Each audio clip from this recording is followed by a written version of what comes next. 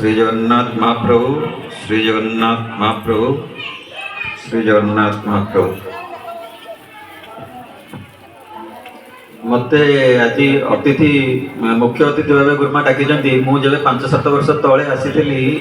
गोटे प्राइवेट संस्था तरफ गाँ मानक आमर होता जोग शिखापी आसाला कार्यक्रम था 5 दिन लेखे रही शिखु मु गुरुमा को आसिक कही गुरुमा सांगे सांगे से जिनसा आरंभ करते मुझे गोटे गोटे जिनसा सांगे सांगे नजर कर दिए से पिलांपाई तो जहाँ करते कहते सांगे सांगे गाँ लोक को डाकिले केमी आरेंज हम जोग मुझे रही स्कूल मत रहा देले स्कूल रही 4-5 दिन पिला तो जहाँ शिखेले कि सहित ग्रामवासी भी शिखी मुझे समयटा भूली पारे बहुत कम स्कूल रे शिक्षयित्री सीमा डेई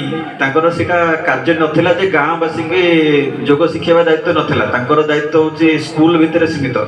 से गाँ लोक केमी देह भल रठू भल रही सी एफर्ट नहीं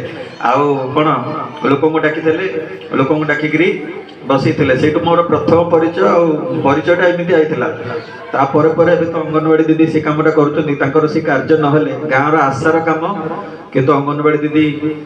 कौन प्रकार पैसा से न नहीं अंगनवाड़ी दीदी आमर से लोक डाकी कर जो कमटा आशा करने कथा मत सी साहाଯ୍य कर अंगनवाड़ी दीदी आउ द्वितीय कथा हूँ मो सामने तो कहीं पिला ना तेणु पिलांपाई किसी भाविकी आसती कह बोली आमर जी जन भी अच्छा जो मान कान पड़ुची आमर पिला माने प्रथम कथा जानिया कथा जे मु किसी कही बोले आसती जवाब कुसंग कुसंग हूँ माने खराब संग आम मन मने आम घरे गोटे शिक्षा दिखाई आम जो रास्ता ठीक बोली भावी किंतु कुसंग पड़ी भविष्य में आमर एमती किसी कुसंग कुशिक्षा आसो जो आम आमर कौन करवा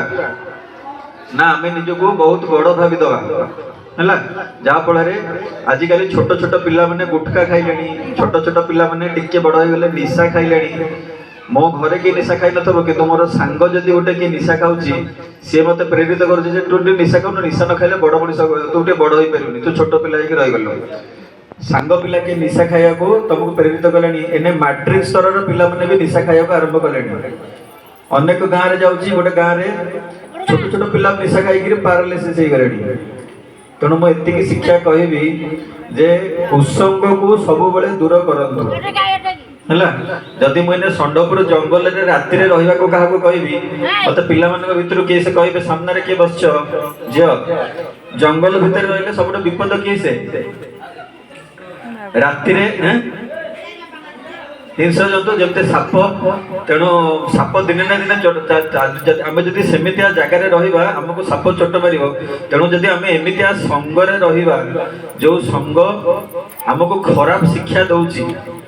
खराब काम करने को शिक्षा दौची छोट छोट सांग मैंने एकाठी जाऊँच दीपावली समय कौन कर बाण फुटाऊँ हाथ में तू बाण फुटे पारु तू तू माइचियाटे मो पाखे ये अच्छी कहीं हाथ में बाण फुटाऊँ हाथटा नष्ट हो गला बुझिपार गाड़ी 2-3 जन अधिक सांग बस पड़े गाड़ी जोरे चलाऊँ बुझिपार तेणु मु गोटे कथा कहबी आज दिन में कुसंग ठारू दूर रहा एमतिया जो प्रकार पिला अच्छा दूर रहा बुझी तापरे ग्रामवासी मैंने बेसी बस ग्रामवासी मान को भी मुझे कहबी आजिकल गाँ गाँव में छोट छोट पिला माने यही सब निशा ये पड़ जाटा नजर रखु आमतिया कौन प्रकार पूरा आप प्रति कठोरता आनी पिला प्रति व्यवहार रखु बुझे जेकोसी गाँव को गले प्रथम आम गोटे निशा सेवन नो एडिक्शन प्रोग्राम भी चलती जेकोसी गाँव को गले ये ही रोचे निशा ठू केमी पिला दूर रखा मन में जिनसा बहुत खराब प्रभाव पकाउछि आजिकल बहुत समय अच्छी माने समय बहुत कम अच्छी तेणु मुझे कहूँ मत ये कहवाई सुजोग देले प्रति मो विद्यालय प्रति कृतज्ञता ज्ञापन करुच्ची आउ जगन्नाथ महाप्रभु प्रणाम करी मोर कथा को एतिक रखुछि।